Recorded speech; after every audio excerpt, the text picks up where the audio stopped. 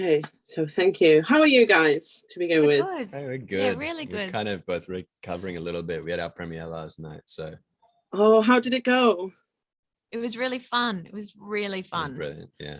It was the first time our film has been in front of an audience, so we were like kind of really A little bit nervous. deeply nervous, but also like honored that they were there and going to watch our movie for the first time. It was sort of like felt like the naming of a child, or like the birthing of the child and the christening or something. I don't know, but yeah, it was fun. Yeah, well, I watched the film a couple of days ago, and I loved it so much. It was so much fun to watch, and it just made me smile, it made me laugh, made me cry. So it's a fantastic film to watch. So it has this fun energy while you're watching it. So what was it like making the film? Did you have that energy as well?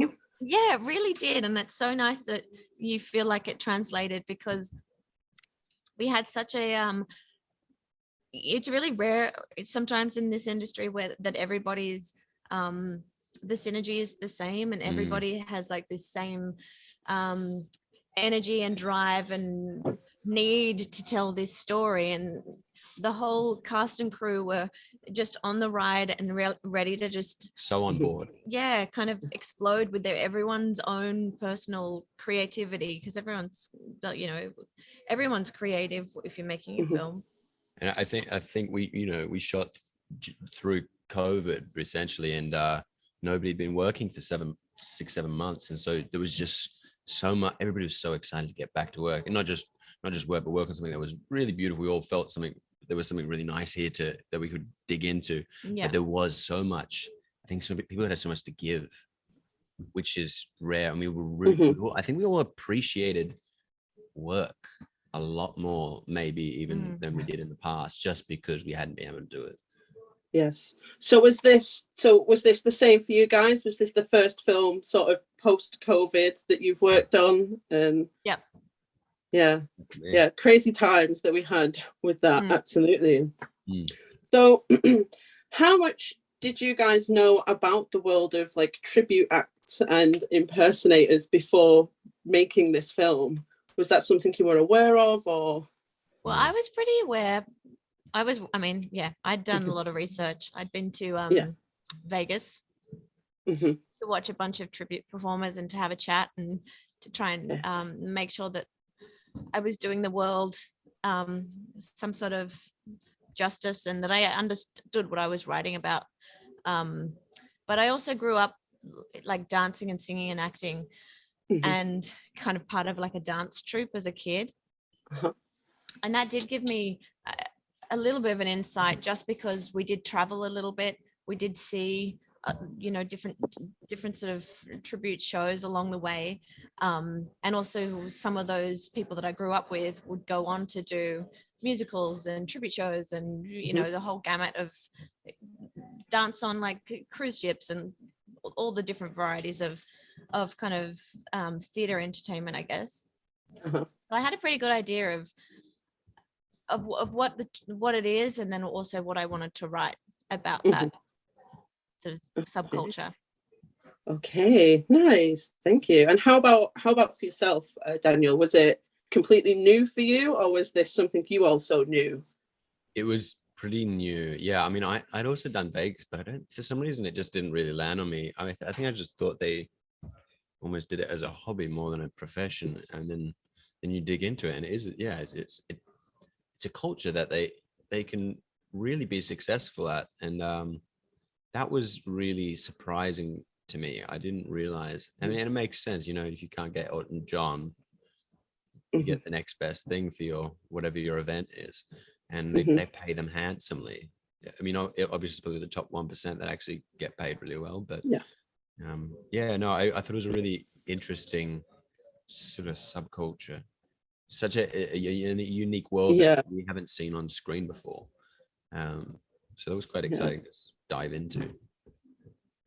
Yeah, absolutely. And how do you prepare for this role? Did you try your hand at any tribute performances yourself, or? I didn't have time. I came on really late. I had 2 weeks before the cameras were rolling. So I definitely didn't have time to do that. Maybe we'll do a Dolly and Kenny act, something in Vegas. Maybe. Yeah. Yeah, I'd go and see it, definitely. It was you guys worked so well on screen. I'd pay to see that in the real life. Fantastic. Okay, so music is obviously quite important in this film because of, well, everyone loves Dolly and Kenny. So did you have your own personal playlists while you were filming, music to get you in the zone? And if so, what was on your playlists? I did. I had the whole soundtrack, the whole wish list. What did I play?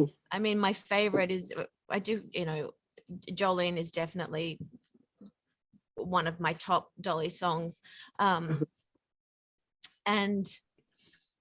what do I love of Ken? Oh, I love heaps of Kenny's, but Islands, no. No, the one that with the twisted mind. Ruby? No. Twisted Mind? Is it wait. Tulsa? Well, I love the Tulsa. So many. The Gambler. Which one? No, the other one. It'll come to me. You do. You talk. I was kind of the same. I mean, the soundtrack to play is the one in the movie. I mean, it's just one that informs you the energy and the mood and the pace and the vibrancy of the film. And I think that and I mean, obviously, a lot of Kenny, a hell of a lot of Kenny. But and then I also found you gave me a great one. I would listen to a lot of the Teskey Brothers while I was up there. So sort of a bit of a bluesy country vibe. Australian. Yeah. Okay.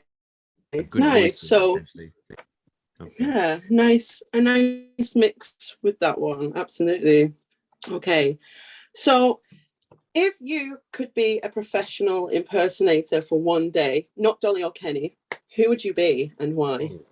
Oh, good question, Sarah. That's tough. My first thought was Elvis would be fun. Yeah. He would be just so much fun to do. There's so much to work off. And those outfits are incredible. I don't know if that's my person, but who would I be? Gosh, for one day. Oh, that's such a good question. I need to think about that. Maybe someone. Maybe with someone with great outfits and fashion. Maybe like. Would they be like you or completely different? Oh, it's different. Totally different. Yeah. It should be really different. Oh, can you leave that? I have to come back to that. I love that question. I want to think about that all day. Think about that all day. There's so many choices with that one, isn't there? How would you pick? Yeah. I wouldn't know either. Yes. I've been trying to think of this all night. I was like, what would my answer be? And I couldn't tell you my answer either. It's so difficult to pick just one person. But I'll let you get back to me on that one. Definitely. Okay, well, there's different people, like there's different lives I'd like to explore. It's funny because that is our job as well in some ways. I mean, obviously we're not we're not around singing all the time, but that is kind of what we do, and that's what was kind of bizarre about this film was sort of acting out in this meta way our own lives, putting on characters. Yeah, was that a strange putting on a character who's putting on a character? Yeah, was that a strange experience to be acting as someone else? Was that like a strange experience? It was a bit weird for you. It wasn't weird for me, but it was weird for you. I at first I kind of saw it as like a judgment almost on my whole life. I was like, oh my god, I'm this guy. I mean, I do play real characters, and I did a bit of crisis of identity. Like, who am I? What am I? Do I exist? What is this? Yeah. Oh well. Yeah. I imagined as I was watching it, I was like, how do you get into this zone of being someone within someone else? But yeah. Do you know what though? Parents. Yeah. I mean, when you really consciously you're an artist trying to consciously do that, it takes you a minute, but we do it all day. Like we're constantly putting on slightly different versions of ourselves or really consciously trying to be not yourself and more like someone else, especially in this world of social media and filters and touch-ups and, you know, fashion and, you know, getting a bigger butt or a different whatever. Lips and cheeks, everything. So it's sort of it's not as far to reach as, you know, you think. And when like you said, when you're sort of honing in on something, you're looking at specifics, you know, how do they talk, how do they walk, what seems to be their, I guess, an emotional center or base, and how do they operate through the world. And so once you hone in on those things, it's like anything, it's rehearsal, it's exploration. Yeah. Oh, okay. Well, thank you very much for that, guys. Cheers. Yeah, so I think finally I would just like to say to you guys, thank you so much for your time today, and congratulations with the film. It was so much fun to watch, and I really did enjoy every moment of it.